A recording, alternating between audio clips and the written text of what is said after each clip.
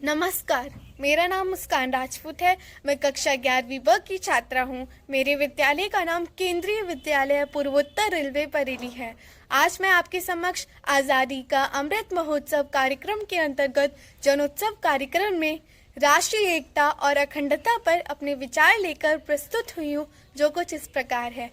राष्ट्रीय एकता और अखंडता। समय की पुकार।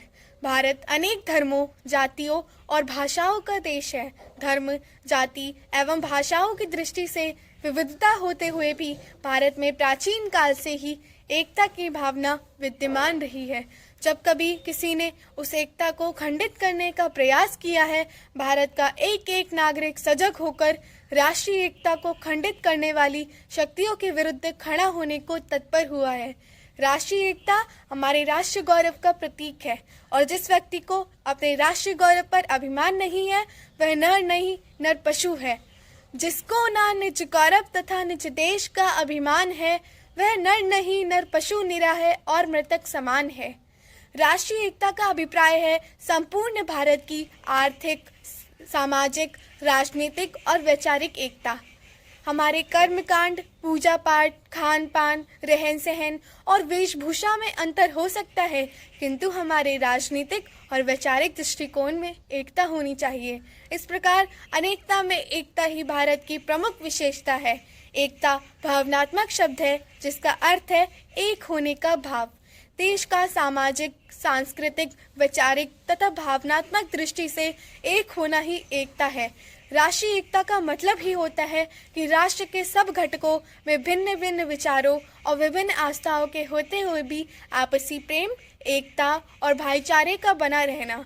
राष्ट्रीय एकता में केवल शारीरिक क्षमता ही महत्वपूर्ण नहीं होती, बल्कि उसमें मानसिक, बौद्धिक, वैचारिक और भावनात्मक निकटता की समानता आवश्यक है। भारत देश को गुलामी, सांप्रदायिक झगड़ों, दंगों से बचाने के लिए देश में राष्ट्र एकता का होना अति आवश्यक है। राष्ट्रीय एकता देश के लिए कितनी आवश्यक है, यह हमें अंग्रेजों की वर्षों की गुलामी से समझ में आ जाना चाहिए। हम जब जब असंगठित हुए हैं, हमें आर्थिक एवं राजनीतिक रूप से इसकी कीमत चुकानी पड़ी।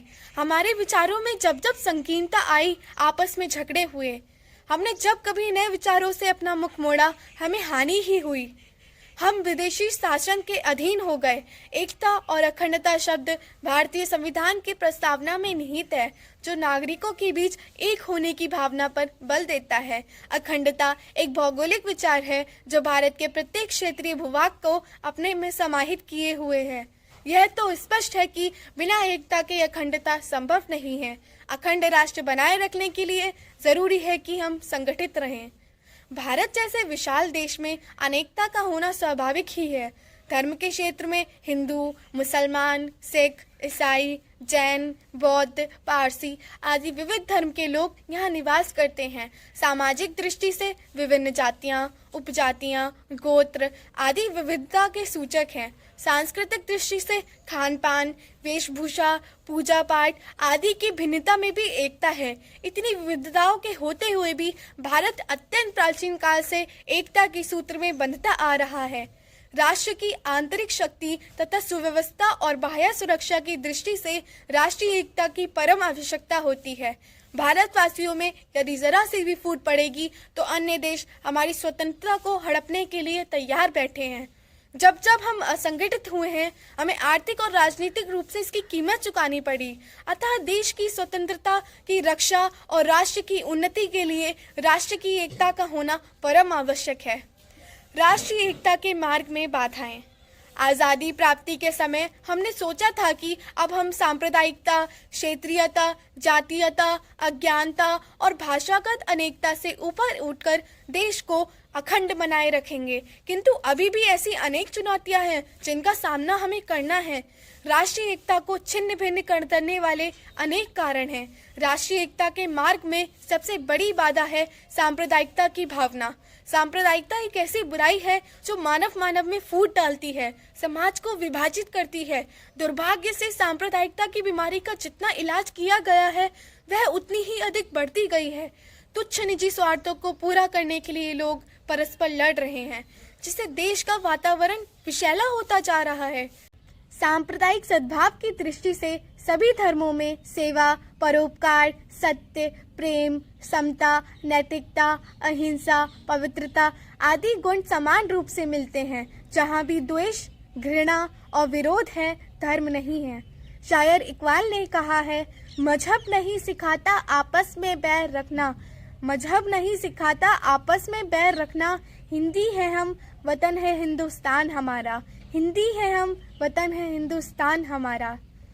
अंग्रेजों ने फूट डालो शासन करो की नीति के अंतर्गत भारत पाक विभाजन कराया और दोनों देशों के बीच सदैव के लिए वैमनस्य का बीज बो दिए।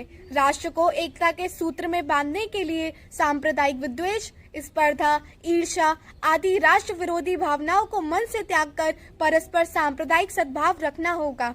सांप्रदायिक सद्भाव का अर्थ है कि हिंदू, मुसलमान, ईसाई, सिख, पारसी, जैन, बौद्ध आदि सभी भारत भूमि को अपनी मातृभूमि मानकर साथ रहें और सद्भाव के साथ रहें।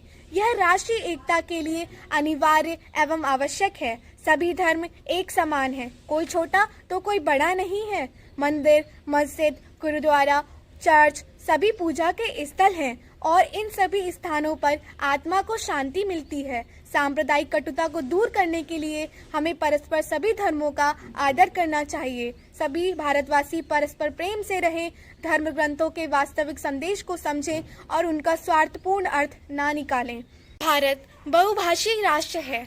विभिन्न प्रांतों की अलग अलग बोलियां और भाषाएं हैं। प्रत्येक व्यक्ति अपनी भाषा को श्रेष्ठ और इसके साहित्य को महान मानता है। इस आधार पर भाषा का विवाद खड़ा हो जाता है और राष्ट्र की एकता तथा अखंडता भंग होने के खतरे बढ़ जाते हैं। यदि कोई व्यक्ति अपनी मातृभाषा के मोह के कारण दूसरी भाषा का अपमान तथा अवहेलना करता है तो वह राष्ट्रीय एकता पर प्रहार करता है। इसलिए सभी भाषाओं को समुचित आदर देना आवश्यक है। प्रांतीयता अथवा प्रादेशिकता की भावना भी राष्ट्रीय एकता के मार्ग में बाधा उत्पन्न करती है। कभी कभी किसी अंचल विशेष के निवासी अपने पृथक अस्तित्व की मांग करते हैं। ऐसे ही मांग करने से राष्ट्रीय एकता का अखंडता का विचार ही समाप्त हो जाता है। क्षेत्र विशेष के विकास के लिए हमें स्वयं प्रयास करना चाहिए तथा शांतिपूर्वक सरकार के उस क्षेत्र के विकास के लिए दृढ़ता से आग्रह करना चाहिए। यह आदर्श ही हमारी राष्ट्रीय एकता का आधार है। प्रांतीयता अथवा प्रादेशिकता की भावना भी राष्ट्रीय एकता के मार्ग में बाधा उत्पन्न करती है। कभी कभी किसी अंचल विशेष के निवासी अपने पृथक अस्तित्व की मांग करते हैं। ऐसी मांग करने से राष्ट्रीय एकता का अखंडता का विचार ही समाप्त हो जाता है। क्षेत्र विशेष के विकास के लिए हमें स्वयं प्रयास करना चाहिए तथा शांतिपूर्वक सरकार के उस क्षेत्र के विकास के लिए दृढ़ता से आग्रह करना चाहिए। यह आदर्श ही हमारे राष्ट्रीय एकता का आधार है। भारत में जातिवाद सदैव प्रभावी रहा है। प्रत्येक जाति अपने को दूसरी जाति से उच्च समझती है। कर्म पर आधारित वर्ण व्यवस्था टूटी और जाति प्रथा के कहर के रूप में उभरी। जातिवाद ने भारतीय एकता को बुरी तरह प्रभावित किया है। जातिवाद राष्ट्रीय एकता के मार्ग में बाधक है। राष्ट्रीय एकता बनाए रखने के उपाय। वर्तमान परिस्थितियों में राष्ट्रीय एकता को सुदृढ़ करने के लिए उपाय हैं सर्वधर्म समभाव। सभी धर्मों के आदर्श श्रेष्ठ हैं। हमें सभी धर्मों का समान रूप से आदर करना चाहिए। धार्मिक अथवा सांप्रदायिक आधार पर किसी भी धर्म को ऊंचा नीचा या बड़ा छोटा नहीं समझना चाहिए। समष्टि हित की भावना। यदि हम अपनी स्वार्थों और संकुचित भावनाओं को भूलकर समष्टि हित का भाव विकसित कर ले तो धर्म, क्षेत्र, भाषा और जाति के नाम पर ना सोचकर समूचे राष्ट्र के विषय में सोच पाएंगे। अलगाववादी भावना के स्थान पर राष्ट्रीय भावना का विकास होगा, जिससे अनेकता रहते हुए भी एकता की भावना सुदृढ़ होगी। एकता का विश्वास। भारत में अनेकता में ही एकता निवास करती है। हमें अपने आचरण और व्यवहार से ऐसे प्रयास करने चाहिए कि सभी नागरिक प्रेम और सद्भाव द्वारा एक दूसरे पर विश्वास कर सके। शिक्षा का प्रसार। शिक्षा हमारे मन को उदार तथा दृष्टिकोण को व्यापक बनाती है। भारत में अशिक्षा के कारण लोग भावावेश में बह जाते हैं और अवांछित कार्यों में लिप्त हो जाते हैं। इस कार्य को विद्यालयों, पाठ्य पुस्तकों के माध्यम से किया जा सकता है। इससे बच्चों के मन में प्रारंभ से ही सभी धर्मों, भाषाओं और जातियों के लिए सम्मान जागृत होगा। हर विद्यार्थी अनिवार्य रूप से अपनी मातृभाषा के साथ साथ एक प्रादेशिक भाषा भी सीखे, ऐसा प्रयास किया जा सकता है। राजनीतिक पहल।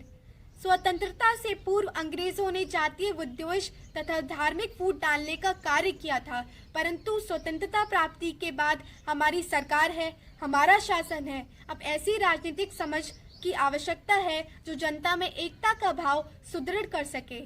आज विकास के साधन बढ़ रहे हैं, भौगोलिक दूरियां कम हो रही हैं, समूचा विश्व एक गांव में तब्दील हो गया है। संचार के साधनों में हमें अद्यतन कर दिया है, किंतु आदमी और आदमी के बीच दूरी बढ़ती जा रही है। हम सभी को मिलकर राष्ट्रीय एकता के लिए प्रयास करने होंगे, तभी भारत एक सबल राष्ट्र बन पाएगा। हमारी सरकार और मीडिया इसमें महत्वपूर्ण भूमिका निभा सकते हैं।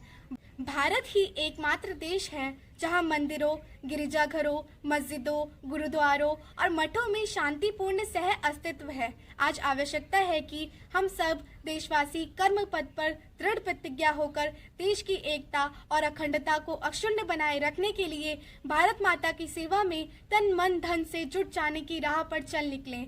जब तक हम एकता के सूत्र में बंधे हैं तब तक मजबूत हैं, और जब तक खंडित हैं तब तक कमजोर हैं। पूर्व प्रधानमंत्री श्री अटल बिहारी वाजपेयी की कविता की इन पंक्तियों को सुनकर अपनी राष्ट्रीयता को सर्वदा अखंड रखने का संकल्प लेना चाहिए। बाधाएं आती है आए, गृह प्रलय की घोर घटाएं। बाधाएं आती है आए, गृह प्रलय की घोर घटाएं। पाँव के नीचे अंगारे, सिर पर बरसे यदि ज्वालाएं। पाँव के नीचे अंगारे, सिर पर बरसे यदि ज्वालाएं। निज हाथों में हंसते हंसते आग लगाकर जलना होगा। निज हाथों में हंसते हंसते आग लगाकर जलना होगा। कदम मिलाकर चलना होगा, कदम मिलाकर चलना होगा, कदम मिलाकर चलना होगा, कदम मिलाकर चलना होगा। धन्यवाद।